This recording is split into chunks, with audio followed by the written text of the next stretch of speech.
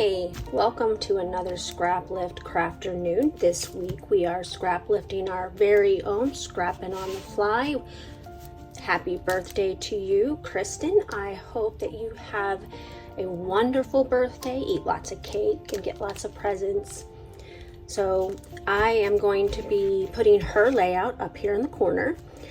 These are the papers that I've chosen to work with in this layout. I am going to be going only slightly rogue, and since Kristen is scrapbooking herself and said that she was going to go rogue with her own layout, figured it was okay for me to do so as well. These papers are from my Counterfeit Kit Club blog August kit. I haven't been able to scrapbook much this month due to the move, but I have dug into this kit and I am going to use these papers. I also pulled in some alphabets that I'm hoping will work okay with these papers. They are also from my August kit and hopefully they'll stand out. That's more along the lines of what I'm worried about, is whether or not they will stand out. So let's get started. The very first thing I'm going to do is I'm going to cut a 10 by 10 inch square out of some American Craft white cardstock. I'm going to use this as my guide to create the off-kilter square in the middle of my layout like Kristen's. I'll put her layout up in the top again here in a minute so that you can see what I'm doing, to remind you what I'm doing. Now I'm going to cut down 2-inch strips of pattern paper from each of the 4 patterns that I chose from my CKCB kit, and then I will cut them each down into 2-inch squares. I am going to make a pieced background with these 4 pattern papers. This is where I'm going rogue on my layout. I know that Kristen doesn't mind because she's such a good sport, and she said she was going rogue, so it's okay, right, Kristen? I'm not going to do any of the gluing down in this part of the video. I actually do all of that off screen, but you see me begin to cut down all of these pattern papers into squares here in a minute, and I will lay them out on my white background piece so that you can see what I'm going to do. I also do some stitching off screen. I do poke some of the holes on screen for you.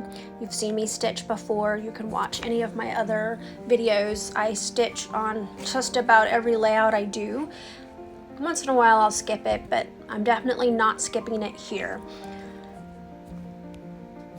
I sped the process up a little bit to make it go faster for you. You've seen people cut paper before. You don't really need to see this in live action, so I just sped it up for you, and you can see that I'm cutting each square down at this point, and I'm stacking up the different patterns into the order that they're going to show up on my square.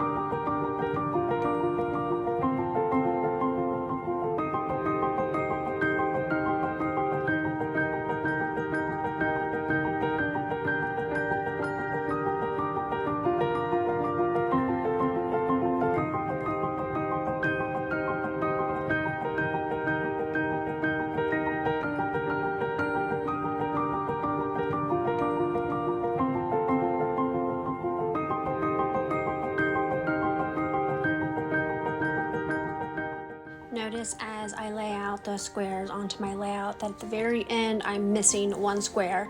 When I take it off screen to glue them down, I cut another square, so they're all there in the end. Off screen, I have now glued down everything onto that white square background, and I'm going to adhere it to my wood grain background paper that I chose for my CKCB kit. You also saw that I put Kristen's layout back up in the corner for just a second so you have a reminder of what my layout is supposed to look like. Here I'm just gonna flip it around and decide where I'm going to put it. Part of my issue is every time I make a background like this, my pieces never adhere exactly right. I always end up with a little bit of space behind my pieced background. So I'm gonna put it on here in a manner that I'm able to cover up the worst of it. I'm gonna flip it over and I'm gonna cut off the extra. You can see it's not exactly centered on my background paper, and I'm okay with that because when I flip it back over, I have what I want showing in the front. So I have been informed that I actually use my trimmer upside down. So I've also been informed that this is a left-hander trait. I am left-handed, so it's upside down to you. It's not upside down to me. This is how I've always used my trimmer, and it works for me. So upside down or not, this is me.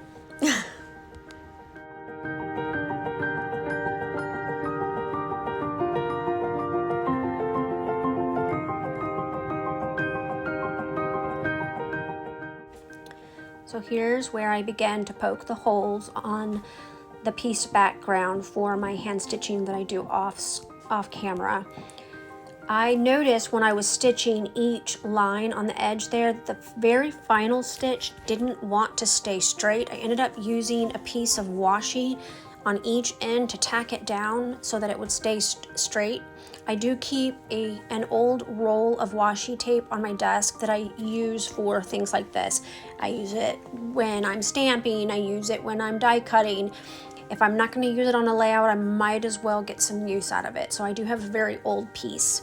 So now I have pulled out some more embellishments because I have finished my stitching. And so I'm going to start adhering the larger elements of my layout here right on screen. First, I take the border strip that I cut from the wood grain background sheet, and I'm going to use that to anchor as an anchor on my layout, just like Kristen did on hers. I put fun foam on the back of the large photo so that I could tuck the smaller photos underneath. And watch as I drop this right on my background and have to wipe off the glue. Luckily, it wipes off really well, but of course I would do that right on screen when I'm recording. So now I'm going to tuck the photos underneath the bigger one. I do use my ATG gun for this part.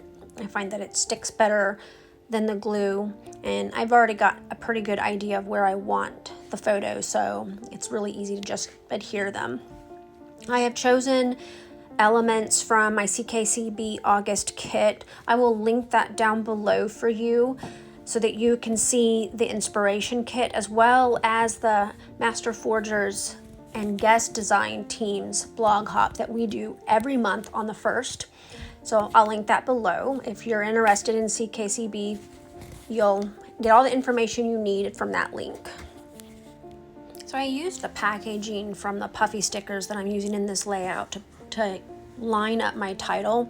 I know there's supposed to be this really cool trick that you can put it on the edge of a ruler or something. You know what? That never works for me. I can never get them to slide off evenly. You see I try there, get annoyed with it. I just pull them off and put them on there individually after deciding where I want them. I mean, I guess the trick worked. It allowed me to decide where to place my title without gluing them down first. These are thickers, they're old thickers, and I do have to glue them down individually because I know they won't stay. I start fiddling with the embellishments, trying to decide where I want to put them on my layout. Again, it's old chipboard. This is from my Mind's Eye Now and Then chipboard sheet, the big 12 by 12 sheet that I've had in my stash forever. So I'm pulling the back off of them, but I will have to use some actual adhesive. These puffy stickers are really cute. Puffy stickers aren't always my favorite thing to play with, but this package is really adorable. I like the hearts on it, and I tend to use quite a few of them for this layout as embellishments all around all my other things. I actually ended up using more than I expected, so that's kind of nice when you begin to use up a sticker sheet.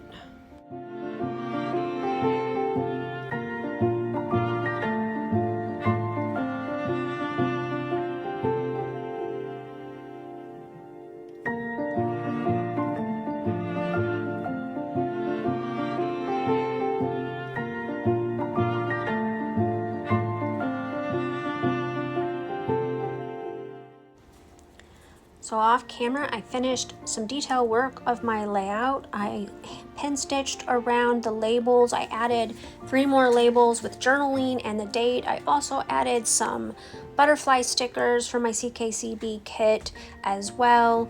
Put those on foam dots and kind of bent them up to kind of give you the idea that they're flying off the page.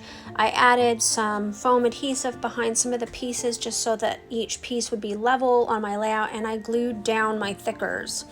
I hope that you have a great Sunday afternoon, and happy birthday, Kristen. We love you.